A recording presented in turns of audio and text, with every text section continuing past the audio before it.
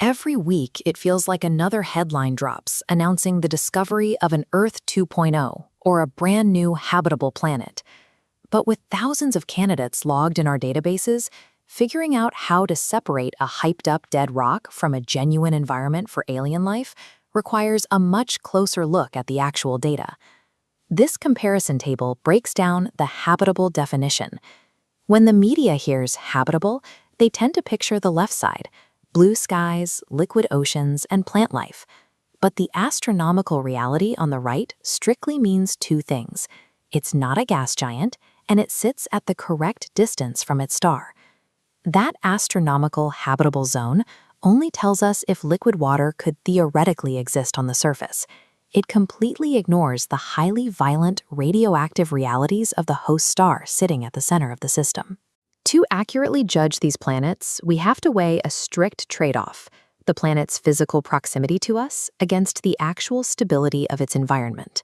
We are going to evaluate the top 9 most famous exoplanet candidates, stripping away the headlines to look at the brutal astrophysical realities they actually face.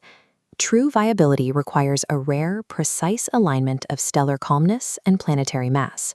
A habitable world is almost certainly not going to be a pristine twin of Earth, and any life surviving there will look nothing like us. We start our evaluation with Proxima Centauri b. At just 4.2 light-years away, it has the massive advantage of being the absolute closest exoplanet to Earth. But its proximity comes with a severe flaw. It orbits a red dwarf, which is an incredibly violent and unstable class of star. This comparative bar chart shows exactly what happens when you orbit a red dwarf. The radiation from its constant X-ray and ultraviolet solar flares dwarfs anything we experience on Earth, hitting the planet with up to 100 times our baseline exposure. Surviving that level of constant bombardment forces a biological trade-off. Any organism living there would either have to retreat deep underground or rely on an incredibly thick, light-blocking atmosphere to act as a radiation shield. Orbiting that close to a star also introduces a secondary mechanical outcome: tidal locking. Tidal locking means the planet's rotation matches its orbit. One hemisphere permanently faces the star in scorching heat, while the other side sits in frozen permanent darkness. These same tidal locking hurdles apply to candidates like TRAPPIST-1e and Gliese 667cc, but TRAPPIST-1e offers a unique advantage. Models suggest its atmosphere is thick enough to redistribute heat, potentially creating a stable twilight band where life could survive despite the star's violence. For red dwarf systems, maintaining a comfortable temperature is the easy part. Surviving the violent temperament of the star itself is the real hurdle, making surface-level terrestrial life nearly impossible on planets without massive atmospheric protection. If we move away from red dwarfs, we run into massive candidates like Gliese 581d and Kepler 283c, categorized as super-Earths. These planets possess a physical mass ranging anywhere from 3 to 7 times that of Earth.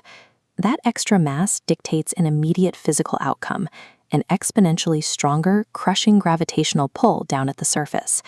This forces an extreme evolutionary trade-off. Tall or spindly biological structures would simply collapse. Any organism would have to be built incredibly low to the ground and highly dense. Heavy gravity also affects the sky above. Super-Earths are highly effective at retaining incredibly thick layers of greenhouse gases. That trapped atmosphere creates a massive risk for runaway heat waves, meaning local life would need to evolve tolerances for both crushing pressure and extreme heat. In fact, high mass signals are so noisy and unreliable that some later studies suggest planets like Gliese 581d might just be illusions caused by stellar activity. Super-Earths trade Earth-like balance for trapped heat and punishing gravity. Biology on these worlds would likely be restricted to armored, ground-hugging extremophiles. That brings us to Kepler 62e and Kepler 62f. Theoretical models classify these as completely flooded ocean worlds. The primary environmental input for these planets is a global expanse of water with 0 exposed continents or landmasses. This cross-section of a deep ocean world highlights a massive, invisible drawback. A global ocean without landmasses eliminates the terrestrial geological cycling we rely on.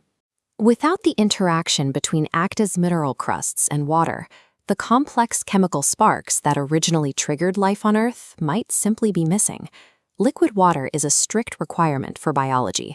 but an ocean world lacking a geological thermostat and mineral mixing is likely just a sterile, unbroken abyss.